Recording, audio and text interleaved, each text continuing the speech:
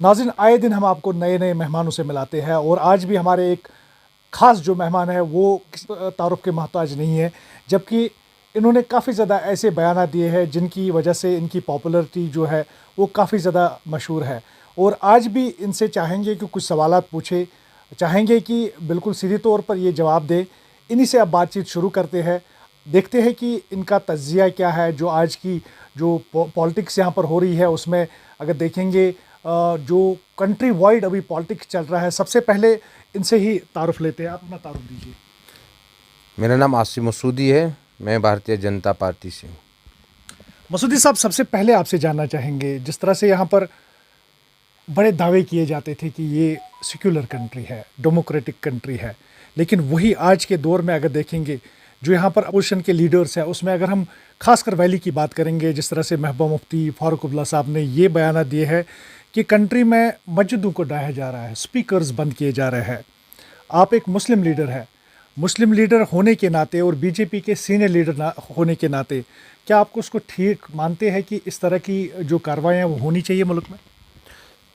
देखिए, जहाँ तक आपका कहना है कि महबूबा जी और डॉक्टर फारूक साहब ने इस पर बातें की है, वो बड़े लीडर, मैं उन पर टिप्पणी नहीं करना चाहूँ, वो सीएम रहे हैं। जहाँ तक लाउड स्पीकरों की बात है, लाउड स्पीकर मुझे नहीं लगता है, जहाँ तक मेरी नॉलेज है इस्लाम में, जहाँ तक मैंने कुरान शरीफ पढ़ा है, हमारा मज़हब सिखाता है अगर किसी चीज़ से आपको तकलीफ़ पहुँचती है वो मत करो।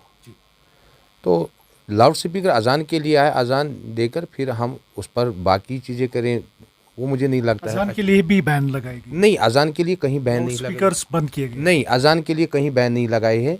आप पहले कन्फर्म कीजिए, अजान के लिए कहीं भी पर बैन नहीं है। सारे स्पीकर जो है वो नीचे उतारे गए हैं। अगर हम यूपी की बात करेंगे, महाराष्ट्र की बात करेंगे, वहाँ पर अजानों पर भी पाबंदी लगाए, क्योंकि एक वीडियो वायरल हुआ था जिसमें एक अजान जो है एक जगह पर, फिर वो ट्रांसफ़र होता था दूसरी जगह पर, दूसरा बंदा रखा हुआ था, इसी तरह उन्होंने चेन बनाई थी, उस तरह वो अजान दे रहे थे। अगरचे यहाँ पर बताया गया था कि अजान के लिए रिलैक्सेशन होनी चाहिए, लेकिन फिर भी वो स्पीकर्स उतारे गए, फिर भी वो स्पीकर जो है उस पर बैन लगा दी गई है। क्या सेक्युलर और डेमोक्रेटिक कंट्री में ये होना चाहिए? देखिए, वो अजान पर ही, मस्जिदों में नहीं लगाए, वो पूरे हिंदू के मंदिर में जो है, गुरुद्वारे सब पर बैन लग गई है। वो मस्जिद पर ही नहीं, आप उसको ज़्यादा ये दिखाते हैं कि मुसलमानों पर ही नहीं, वो मंदिर पर भी, मस्जिद पर भी जो फैसला वहाँ लिया गया है, वो सभी धर्मों के जो भी श्राइन है उन पर बैन लग गई है कि लोगों को तकलीफ़ नहीं होनी चाहिए। अब कोई उसमें पॉलिटिक्स करेगा, वो उसमें तो बिना सर्वे आपके दौर में ही क्यों तकलीफें इस तरह की पैदा हो जाती है? क्या इससे पहले कांग्रेस की सरकार थी, उससे पहले भी देवेगौड़ा साहब भी थे, तो वीपी सिंह ने भी यहाँ पर हुकूमत की थी, उस दौरान तो ऐसी बातें नहीं उठी, लेकिन बीजेपी के दौरे हुकूमत में ही इस तरह की बातें क्यों उठती है? वो जनता के हित में कोई फैसला ही नहीं करते थे। उनके सब फैसले अपने घर के लिए होते, अपने अपने कैरियर के लिए होते, अपने फैमिलीज़ के होते थे। जो देश का प्रधानमंत्री, इससे गरीब से लेकर उद्योगपति तक सब फैसले लोगों के लिए होते हैं। इसलिए लोगों के लिए या किसी एक पॉलिटिकल पार्टी के लिए? क्योंकि अगर देखेंगे तो यहाँ पर अभी ब्लेम किया जा रहा है अपोजिशन की तरफ से, जिस तरह से महबूबा मुफ्ती ने कहा कि औरंगज़ेब के जो ग्रेवयार्ड है उसको भी डिसमेंटल करने की साजिशें की जा रही है। यहाँ पर अगर देखेंगे ताजमहल को बंद करने की साजिशें, मैं नहीं कह रहा हूँ, ये जो पॉलिटिकल लीडर्स है वो कह रहे हैं, तो इससे पॉलिटिकल गेन किसको मिल रहा है? बीजेपी को? मुल्क के हित में तो ये बात हो ही नहीं रही है। देखिए, नरेंद्र मोदी जी की सरकार जो है देश में, पूरे देश में वो नरेंद्र मोदी की वो भारतीय जनता पार्टी की सरकार है। जहाँ तक महबूबा जी का कहना है, महबूबा जी को अगर अच्छाई भी, अच्छा काम कोई नरेंद्र मोदी जी करते हैं देश में, वो भी गिनती नहीं है, क्योंकि उनको पॉलिटिक्स चलाना, एक्चुअली उनकी जो सत्ता है वो पार्टी जो ख़त्म हुई है, अब वो यही जज्बाती पॉलिटिक्स कर रहे हैं, लोगों को कैसे जज्बात में लाएंगे। टैरिफ भी की है, कल उन्होंने प्रेस कॉन्फ्रेंस में बताया कि करीब करीब 70 लाख जो यहाँ पर चूल्हे हैं उनको फ्री राशन दिया जा रहा है, उन्हीं के बोझ तले यहाँ पर लोगों को रखा गया है। नहीं, उसने उस बात में नहीं किया कि उसने तारीफ़ की है, उसने उसमें भी क्रिटिसाइज़ कर दिया है, ऐसी बात मत करो, अब उसने तारीफ़ कर दी है। एक्चुअली क्या है, महबूबा जी तो सीएम यहाँ की रही, मुझे उस पर टिप्पणी नहीं करनी चाहिए, मगर जहाँ तक नरेंद्र मोदी जी का सवाल, सरकार है यहाँ पर, देश में भारतीय जनता पार्टी की सरकार है, मुझे आज लगता है कि देश में जो भी बात हो रही है वो लोगों के हित के लिए हो रही है, लोगों के फेवर के, लोगों की भलाई के लिए हो रही है। मैंने आज तक तो किसी को फ्री राशन देते हुए नहीं देखा है। मैंने आज तक तो ये नहीं देखा कि किसी गरीब तबके को आप क्या किसी जगह पर आप सम्मानित कर रहे हैं। एक नरेंद्र मोदी जी है और जिन्होंने देश में ट्रेंड ही बदल दिया। आज जो स्वीपर है, जो सफाई करने वाला है, जो हमारे कर्मचारी, उसको आज प्रेसिडेंट मेडल मिल रहा है। ये तो बदलाव है। तो आज तक मुझे बताइए ना किसको मिला है।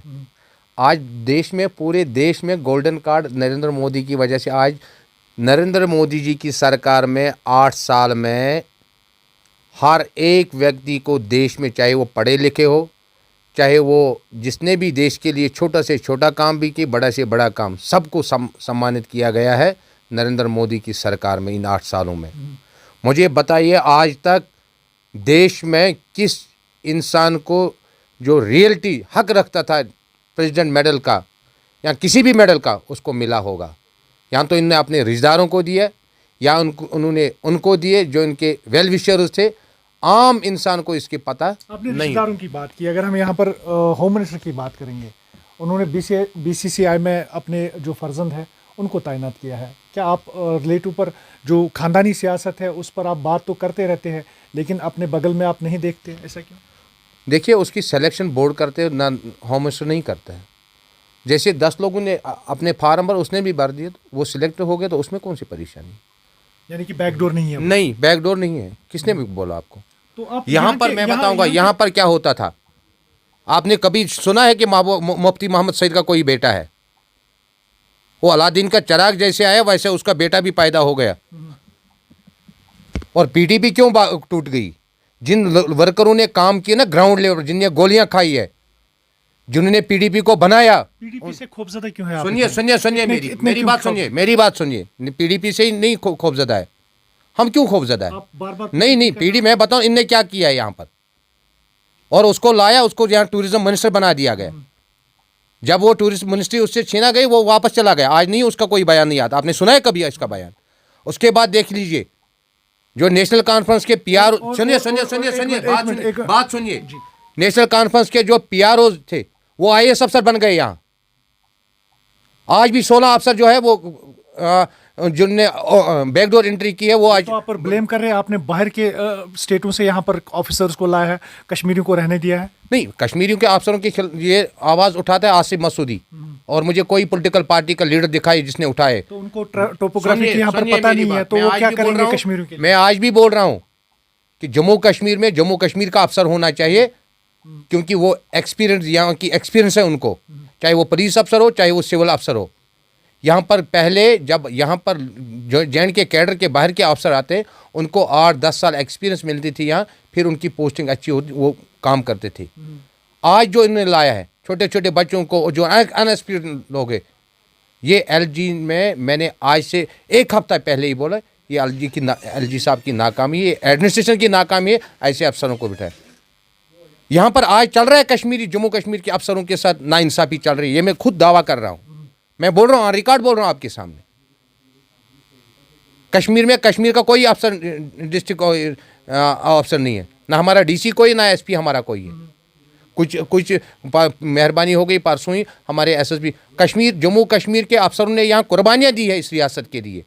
यहाँ अगर मिलिटेंसी काबू रही है, वो जम्मू कश्मीर के अफसरों के बदौलत रही है, यहाँ के पॉलिटिकल लीडर के बदौलत रही है। तो आपके लीडर जो स्टेटमेंट दे रहे हैं उसमें तो पुलिस को भी जो है कटघरे में खड़ा किया गया है। जो परसों यहाँ पर राहुल भट्ट की किलिंग हुई थी, उसके बाद यहाँ पर पंडितों पर जो है प्रोटेस्ट डेमोन्स्ट्रेशन हुआ था, उसमें लाठियाँ बरसाई गई और कैनिंग के अलावा यहाँ पर टेयर गैस शेलिंग भी चलाई गई।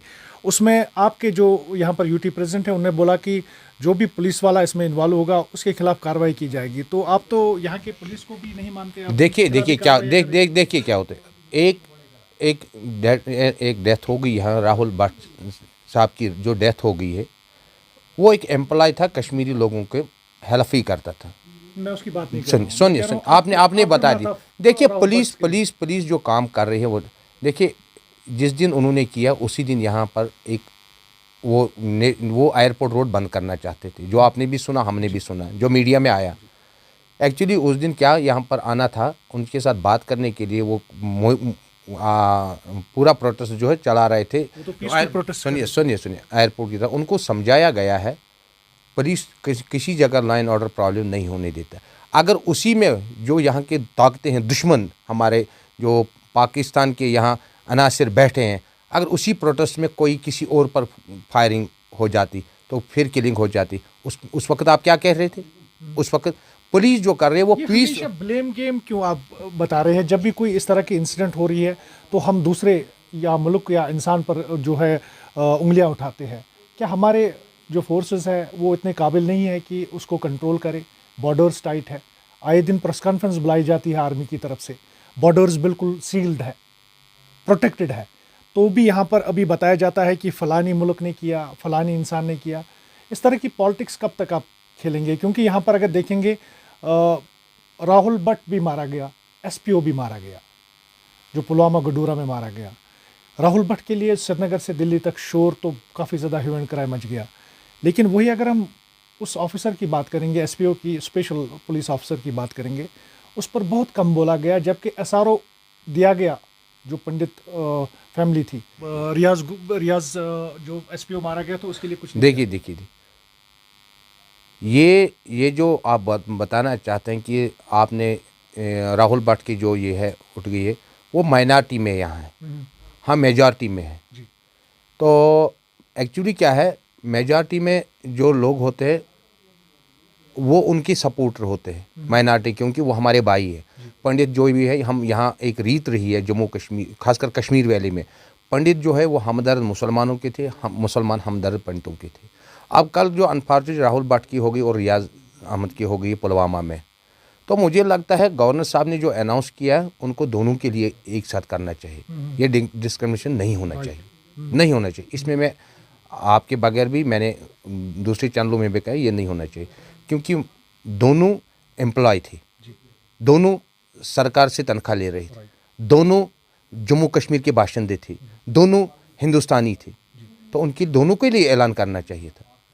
अब मैंने कल किसी को बोला तो उन्होंने बोला कि नहीं जी, पुलिस में के रूल्स होते हैं, तो इसमें भी है ना, रेवेन्यू डिपार्टमेंट अपने रूल्स है, तो हर एक डिपार्टमेंट, मुझे लगता है जो भी यहाँ मरता है हर एक के साथ एक जैसा सलूक करना चाहिए। और जहाँ तक ये पंडितों का मसला है, देखिए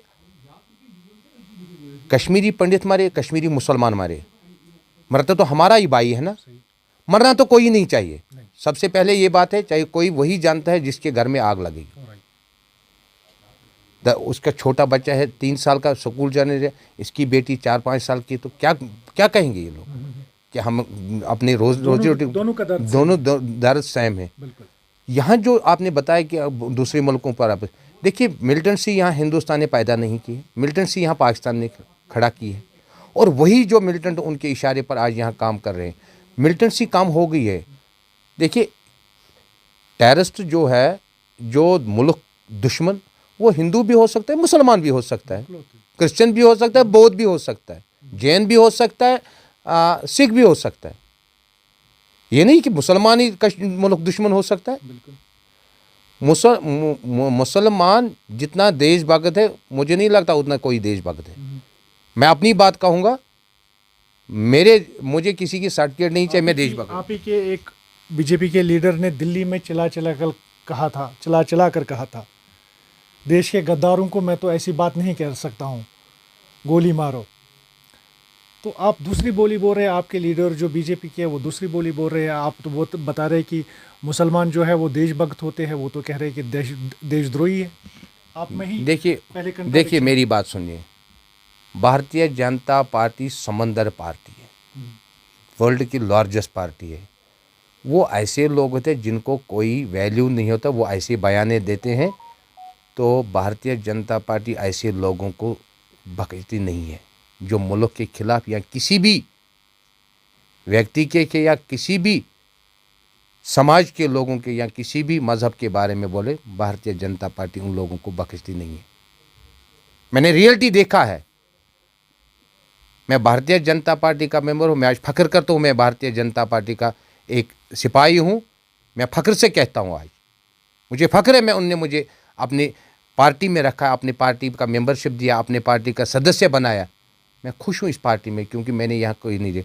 अब कुछ लोग पार्टी में भी आते हैं जो अपने हीरो बनने के लिए कोई भी बयान दे सकते हैं। उनका कोई पार्टी के साथ या मुल्क है, वो भी मुल्क जिस तरह वो बयानबाजी करते हैं ना, जिस तरह एक टेररिस्ट होते हैं ना, वैसे ही वो लोग भी होते हैं। वो भी दुश्मन, मुल्क के दुश्मन होते हैं। जो ऐसे बयान दे देंगे ना, मुसलमान देगा पंडित के खिलाफ, पंडित देगा हिंदू के या सिख के खिलाफ, ऐसे दे, उनको सेफ्टी एक्ट के तहत बिल्कुल बंद करना चाहिए। ये मुल्क हमारा है, ये रियासत हमारी है। इस मुल्क के साथ हमें प्यार होना चाहिए, इस रियासत के साथ हमें प्यार होना चाहिए, यहाँ के हर व्यक्ति के साथ हमें प्यार होना चाहिए, तब जाकर ये मुल्क आगे बढ़ेगा। जो यहाँ पर आज तक पॉलिटिक्स चले गई कश्मीर में, मैं कश्मीर की बात कर, मैं दिल्ली, यूपी, पंजाब, बिहार की बात नहीं कर रहा हूँ, मैं अपने कश्मीर की बात कर रहा हूँ। जहाँ तक मेरी नॉलेज है, मैंने जो पॉलिटिक्स यहाँ देखी ना, ये जो लोग गंदे पॉलिटिक्स कर रहे थे अपने मकसद के लिए, मुझे लगता है अब सबको समझ आ गए हमें साफ शफाफ पॉलिटिक्स करनी चाहिए। और हमें यहाँ के लोगों ने अब उन लोगों को समझ लिया है। आप देख लीजिए, कल नेशनल कॉन्फ्रेंस का उमर अब्दुल्ला साहब पुनिस राजौरी गए, कितने लोग उसको थे। समझ लिया लोगों ने, समझ लिया लोगों ने हमें क्या करना है। हम नहीं बोलते हैं कि इलेक्शन हम ही लड़ने चाहिए, सारी पार्टियां लड़नी चाहिए। अपोजिशन जब तक होगी तब तक कोई मज़ा नहीं है इलेक्शन लड़ने। इलेक्शन जब असेंबली बनेगी, जब जीतेंगे, अपोजिशन भी स्ट्रांग होनी चाहिए और रूलिंग पार्टी भी स्ट्रांग होनी चाहिए, तब जाकर लोगों के काम निकल रहे हैं। लोगों ने समझा है भाई आप सही क्या है गलत क्या है। अब लोग समझ गए कि हमें तो कब्रिस्तान आबाद नहीं करने हैं, हमें तो अपनी ज़िंदगियाँ आबाद करनी है, दीन भी और दुनिया भी। आखिर में चलेंगे इधर फिर से वापस वैली की तरफ। अगर यहाँ पर देखा जाए, डिलिमिटेशन पर काफ़ी ज़्यादा सवालात उठ रहे हैं, उसमें बीजेपी को काफ़ी ज़्यादा तनकीद का निशाना यहाँ पर बनाया गया। अगरचे यहाँ पर जो भी एक दूसरे पर ब्लेम करते हैं, ए टीम बी टीम, मैं तो कहूँगा कि सारी रीजनल पार्टीज़ ने बीजेपी को उसमें कटघरे में खड़ा किया कि यहाँ पर नाइंसाफ़ी हुई, जो डिलिमिटेशन कमीशन या प्रोसेस यहाँ पर शुरू की गई। अब अगरचे यहाँ पर फाइनल रिपोर्ट उसका दिया भी गया, लेकिन क्या आपको लगते हैं कि इलेक्शंस बिल्कुल हो जाएंगे? देखिए, जो क्या स्टेटहुड के बारे में कोई पता है आपको कि स्टेटहुड अभी मिल जाएगी या इलेक्शंस के बाद मिल जाएंगे? देखिए, पहली बात है, देश के प्रधानमंत्री चाहे कोई भी हो, उस पर हमें यकीन होना चाहिए कि देश के प्रधानमंत्री उस हाउस में कहे जो पवित्र हाउस होता है देश के लिए, पार्लियामेंट, उसमें उन्होंने कहा कि जम्मू कश्मीर को स्टेटहुड वापस मिलेगी। और हमें उम्मीद है जो उस 100% स्टेटहुड हमें वापस मिलेगी और इलेक्शन भी इसी साल हो जाएगी। अगर नहीं भी होगा, मैं गवर्नमेंट ऑफ इंडिया से नहीं, इलेक्शन कमीशन ऑफ इंडिया से मैं अपील करना चाहता हूँ आपकी माध्यम से, जितना हो सके उतना जल्दी यहाँ इलेक्शन करवाओ। लोग बहुत सफ़र कर रहे हैं, जिन लोगों के लिए हम पॉलिटिक्स करते हैं, पार्टियां बनती है, उन लोगों को बहुत तकलीफ है जम्मू कश्मीर में। जम्मू कश्मीर एक सेंसिटिव स्टेट है, यहाँ पर ये ब्यूरोक्रेट नहीं चला सकते हैं।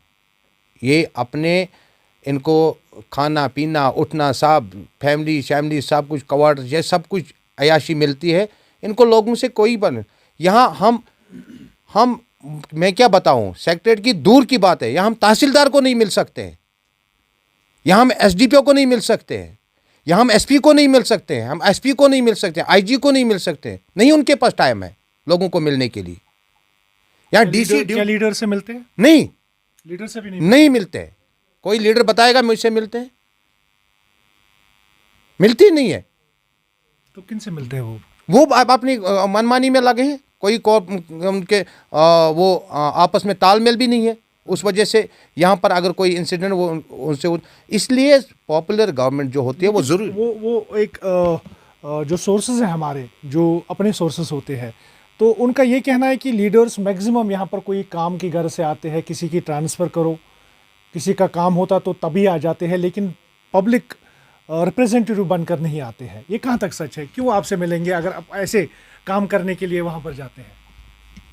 देखिए, ये सारा झूठ ये बोलते हैं अपनी गलतियां छुपाने के उन्होंने लिए। नहीं बताया, हमारे सोर्सेज सोर्स ने बताया होगा, ये सारा झूठ है। मेरी बात सुनिए, मैं जब भी एडमिनिस्ट्रेशन के पास जाता हूँ, एक भी चीफ सेक्रेटरी से लेकर, मैं चीफ सेक्रेटरी साहब से मिला हूँ 2-4 बार, मैं सेक्रेटरियों से भी मिला, कमिश्नर से, प्रिंसिपल सेक्रेटरियों से, डीसीओ से, डिवकाम से, पुलिस अफसरों से मिला। एक भी अफसर मुझे कहे कि मैंने पब्लिक ग्रीवेंस नहीं बताया। रिसेंटली हमने यहाँ पर जैनकुड में मैंने डीसी साहब से रिक्वेस्ट की, मैंने बोला आप यहाँ पर आइए, वहाँ पब्लिक ग्रीवेंस है। और जब डीसी साहब यहाँ आए, उन्होंने जब यहाँ देखा, बोला यार मैं तो परेशान हूँ यहाँ पर सरीना। मैं डीसी साहब का बहुत बहुत शुक्रिया उस चीज़ के लिए कर रहा हूँ कि वो यहाँ आए, उनने खुद देखा और हमारी मांग जो थी वहाँ पर हमने, डीसी साहब ने भाषण भी सुना, सबका सुना, और उसने जो हमने बताया वो ग्रीवेंस पब्लिक के लिए बताई, लोगों के लिए बताई। हमने तो अपना कुछ नहीं बताया। हमें कौन ट्रांसफ़र, बाकी जो तक वो ट्रांसफ़र की बात कह रहे हैं, जब सरकारें होती है वही अफसर सुबह सवेरे चाय पीने कहाँ आते हैं, मंत्रियों के घर पे, और अपनी ट्रांसफ़र के लिए बात कर रहे हैं। तो एक छोटे से सिपाही को भी हक है अपनी ट्रांसफ़र के लिए सिफारिश लाना। एक गवर्नमेंट एम्प्लॉय हर एक को सिफारिश लाना। जब वो लाते हैं, डीजी लाते हैं, आईजी लाता है, डीसी लाता है, डिवकाम लाता है, चीफ सेक्रेटरी लाता है, ये नहीं लाते हैं। ये तो मंत्रियों को और सीएम को घर पर सुबह डेरा डाल कर बैठे हैं। तो क्या आम एम्प्लॉय को नहीं सिफारिश लाने का हक है? इन्हीं को हक है। ये भी सिफारिशों से आते ना इन कुर्सियों पर। ये कौन से पढ़े, ये इतने एक्सपीरियंस होते हैं इन कुर्सियों पर आते हैं, ये पॉलिटिकल लीडरों को बदनाम करते हैं। मुझे बताइए ना, ये जब अपनी कुर्सी, अपनी पोस्टिंग के लिए सिफारिशें मंत्री संतरी सबसे लाते हैं, तो वो छोटे मुलाजिम क्यों नहीं लाएंगे? क्या आप इस पक्ष में हैं कि जो डिवीजन किया गया जम्मू कश्मीर और लद्दाख को अलग दिया गया, जम्मू कश्मीर को अलग, क्या आप इस पक्ष में हैं? कौन सा डिवीजन? मुझे मतलब लद्दाख को अलग किया गया, ये एक ही होने चाहिए फिर से, क्या आपको लगता है? देखिए, आप लोगों को पता नहीं है, आप पिछले 30 साल का आड़ निकले, लद्दाख के साथ हमारा कोई वास्ता नहीं होता था। खाली वो शेयर होल्डिंग हमारे बजट को थी, उनकी बजट भी अलग होती थी क्योंकि वहाँ हिल कमिश्नर होता था। तो लद्दाख को अलग स्टेट मिल गई तो अच्छी बात है। जो वो हमें बजट लेते थे वो अब हमें यहाँ लगेगी। अगर वो लोग खुश है तो हमें कौन सी आपत्ति है? मुझे बताइए ना। अगर लद्दाख के लोग खुश है तो हमें कौन सी आपत्ति है? मुझे बताइए ना। जम्मू कश्मीर के लोगों को कौन सी आपत्ति है? जम्मू कश्मीर के लोगों को नहीं है, कुछ पॉलिटिशियंस जो है वो ये रेज क्वेश्चन कर रहे हैं। तभी मैंने आपसे ये सवाल किया क्योंकि यहाँ पर अगर देखा जाए, वो कहते हैं कि कश्मीर एक गुलिस्तान था, ये गुलदस्ता था, जहाँ पर लद्दाख के फूल, कश्मीर के फूल, जम्मू के फूल या पीर पंचाल के फूल एक साथ में खिलते थे। आज आपने वो बाग भी तोड़ दिया। देखिए, ये गलत फहमी। एक वक्त में 10 रियासतें होती थी, फिर 15 रियासतें हो गई, फिर 20 रियासतें हो, आज तो 31 रियासतें हमारी, 30 रियासतें हमारे इस पूरे देश में है। क्या अब हम इतने, कल यूपी को 2 स्टेटें बन जाएंगे, कल पंजाब को 2 स्टेटें पर, हरियाणा को बचाएं, फिर बोलेंगे एक रहना चाहिए। जनसंख्या तो बढ़ती है ना, कम तो नहीं होती है ना। तो अब अच्छी बात है ना, उनको अपना हक मिला, हमें अपना हक मिला। जम्मू कश्मीर एक था, एक है, एक रहेगा। ये आपसे वादा है। जम्मू कश्मीर और पीर पंचाल को कोई अलग नहीं कर सकता है। नरेंद्र मोदी ने फिर जम्मू कश्मीर को एक बार, जो अनंतनाग और पुंछ को मिलाया, उनने फिर जम्मू कश्मीर को एक बार मजबूती के साथ मिलाया है। जो यहाँ पर डिलिमिटेशन हो गई, डिलिमिटेशन कमीशन ने जो यहाँ पर उनको मिलाया है, तो वो जम्मू कश्मीर फिर एक बार पूरे मिल गए। एक आखिरी सवाल है, क्योंकि ये मौजू जो है काफ़ी तवील है, तो अगर हम दिन भर भी बैठेंगे, रात भर भी बैठेंगे, तो सवालात ख़त्म नहीं होंगे, आपके जवाब भी ख़त्म नहीं होंगे। लेकिन यहाँ पर अभी अगर इलेक्शंस होते हैं, बीजेपी की तरफ से सीएम कैंडिडेट क्या कश्मीर से होगा या जम्मू से होगा? देखिए, बीजेपी में मैंडेट भी मिलता है, वो पार्टी फैसला करती है दिल्ली से। हमारा कोर सुनिए। बीजेपी वाहिद वो पार्टी है, अगर हमें सरपंच का मैंडेट भी देना हो। एज ए कश्मीरी मैं आपसे पूछ रहा हूँ, आप कश्मीरी लीडर हैं, क्योंकि यहाँ पर अभी काफ़ी ज़्यादा सियासत हो रही है कि जम्मू से अब सीएम जो होंगे, अगर बीजेपी यहाँ पर जीत के आती है, आप एज ए कश्मीरी क्या सोचते हैं? कश्मीर यूनिट के आप बीजेपी लीडर है, आप चाहेंगे कि जम्मू के सीएम होंगे या कश्मीर के सीएम होंगे? देखिए, आज तक कांग्रेस, पीडीपी और एनसी का जो यहाँ पर हेडक्वार्टर वो यहाँ पर था कश्मीर की तरफ से। हमारा जो है वो जम्मू में है। इसलिए नेचुरली मैं लोगों को धोखा नहीं दे रहा हूँ कश्मीर का। हाँ, अगर हमें मेजॉरिटी यहाँ लोगों ने दे दी, कश्मीर में भी पूरी बहुमत दे दी, हम नहीं बोलेंगे हम 40 इंशाल्लाह 10-15 सीटें तो हम पूरी जो कश्मीर में हम निकालेंगे इस बार। तो अगर पूरी बहुमत से हम कश्मीर का सीएम बना सकते हैं। अगर जम्मू से बहुमत मिली, जम्मू का सीएम होगा। नेचुरली जम्मू कश्मीर का है ना, कोई दूसरी रियासत का तो नहीं आएगा, जम्मू कश्मीर का आएगा। चाहे वो जम्मू का आएगा, चाहे कश्मीर का आएगा। लफ्ज़ मेरा एक ही मानना है कि जितना जल्दी हो सके उतना इलेक्शन जल्दी होने चाहिए। यहाँ पर पॉपुलर गवर्नमेंट आनी चाहिए। यहाँ के लोगों को बहुत तकलीफ है आज, ये हम जानते हैं, मुझे नहीं पता है ये ग्राउंड। तो आप दावा करते हैं कि हालात ठीक है, लोग खुश है, नंबर तोड़ जो है यहाँ पर टूरिस्ट्स आ रहे हैं। दूसरी तरफ कह रहे हैं आपके लोगों के काफ़ी ज़्यादा ग्रीवेंसेस है, लोग जो है नाखुश है। मैं आपको बताता हूँ लोगों की ग्रीवेंस क्या है। हर एक कॉन्स्टिट्यूंसी में एक एमएलए होता है। आज वही बार आप श्रीनगर ले लीजिए, श्रीनगर में 8 एमएलए होते, आज एक डीसी है। ये कहाँ कहाँ पहुँचेगा? डीसी कहाँ? 8 एमएलएओं का काम डीसी को करना पड़ता है। तो ये किससे आप बता रहे हैं? आपको तो सरकार में आप तो सरकार में, तो हमें नहीं करना है ना। बीजेपी तो सरकार में, या आप उनको समझाइए ना, हमें आप बता रहे हैं। नहीं, देखिए इलेक्शन तो मुझे नहीं करना है ना, नरेंद्र मोदी जी को। डीसी पूरे ओवरऑल जो है जम्मू कश्मीर को नहीं संभाल सकते या किसी डिवीजन को नहीं संभाल सकते हैं, तो उनको आप वो तो हम बोल रहे हैं ना कि आप इलेक्शन कर दीजिए। लोड तो है ना, एक 8 आदमी काम करने वाले, कुछ एक ही काम करने वाला, तो लोड तो है ना। नेचुरली लोगों तो सफ़र कौन करेगा? लोग ही करेंगे ना। तो इस तरह इलेक्शन करना ज़रूरी है। पब्लिक की ग्रीवेंस जो होती है वो एमएलए पहुंचाता है गवर्नमेंट तक। वो काम जो होते हैं अपने अपने इलाके में वो होते रहते हैं। जहाँ तक आपने डीडीसी का, जहाँ हमने तो इलेक्शन कर दिए यहाँ डीडीसी के, यहाँ के ब्यूरोक्रेट्स उनको चलने नहीं देते हैं। यहाँ के पंचायतें, उनको नरेंद्र मोदी जी ने बहुत पैसा उनके ये अकाउंट में डाले हैं। यहाँ के ब्यूरोक्रेट्स काम ही नहीं करने देते उन बेचारों, उनकी भी सुनते नहीं है। इसलिए जब यहाँ पूरी पॉपुलर गवर्नमेंट, सिविल गवर्नमेंट आएगी, उसमें लोगों की बात सुनी जाएगी, डीडीसी मेंबरों की बात सुनी जाएगी, सरपंच की बात सुनी जाएगी, काउंसलर की बात सुनी जाएगी। ब्यूरोक्रेट को पता है आज मुझे यहाँ से रिटायर होना है, निकलना है, बोरी बिस्तर उठा तो घर चलो।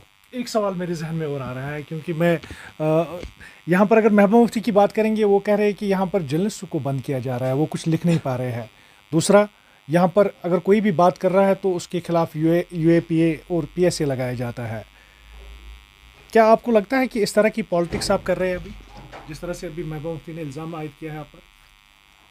भाई साहब, उनके वक्त में जर्नलिज्म 4 लोगों के पास थी, खाली 4 लोगों के पास जर्नलिज्म था। आज एक ही के पास है। सुनिए मेरी बात, आज आपको पूरे जो पोर्टल है ना, ये बीजेपी की वजह से यहाँ चलते हैं। उनके वक्त में ग्रेटर कश्मीरी खाली ऊपर होता था, वहाँ फैसले ग्रेटर कश्मीर वाला सीएम होकर भी ग्रेटर कश्मीर वाला करता था। आज वो दिन गए। तो वो तो ठीक जमाना था, क्योंकि वहाँ पर जर्नलिज्म था। नहीं, एक आदमी का चलता था। यहाँ पर तो पोर्टल्स आज जगह जगह घर घर से निकल रहे हैं। फिरदौस इलाही साहब, आपने देखा आज हमारे कितने बच्चे यहाँ पर पोर्टल चला रहे हैं। उन दिनों प्रेस कॉलोनी में बड़े से बड़े जर्नलिस्ट को घुसने नहीं देते थे, वहाँ सलाम करने पड़ते थे। आज तो वो नहीं है, हिटलर ज़माना नहीं है। आज जर्नलिज्म खुली आवाज़ में बात कर रहे हैं। कहाँ लगता है, कौन सी आवाज़ आपको दबाए? आप तो कोई जर्नलिस्ट मुझे दिखाओ। हाँ, अगर कोई जर्नलिस्ट भी, मैं नहीं कह रहा था, मैं देखिए अगर कोई जर्नलिस्ट अगर कोई गलत काम करेगा उसको थोड़ी बख्शा जाएगा। तो बाकी जर्नलिज्म आप देखिए, कल यहाँ प्रोटेस्ट होता है, आप तो पूरी तरीके से दिखाते हो। आपको किसी ने रोका? पुलिस ने रोका? किसी ने रोका? आज देखिए कितने लोग आपके साथ जुड़े होते हैं।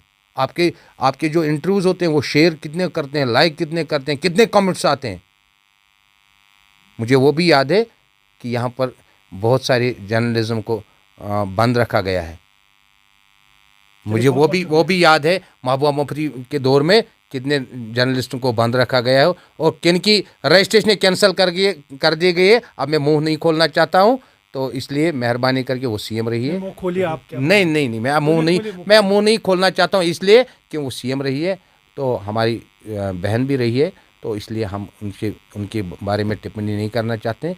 जो उनके वक्त में होता था, 2-4 लोगों की टीम चलती, चाहे वो फेडरेशन है, चाहे वो टूरिज़्म सेक्टर है, चाहे वो जर्नलिज्म है, 2-4 लोगों को हमें वो भी पता है कौन कौन उनने यहाँ पर ज़ीरो से हीरो बना दिए, वो भी हमें पता है।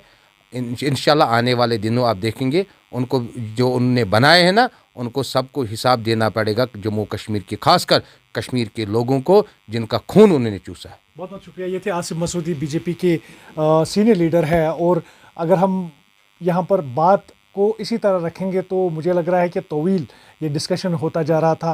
फ़िलहाल कहीं एक सवालात हमने भी पूछे, इन्होंने भी पूरी तरह से उनके जवाब दिए।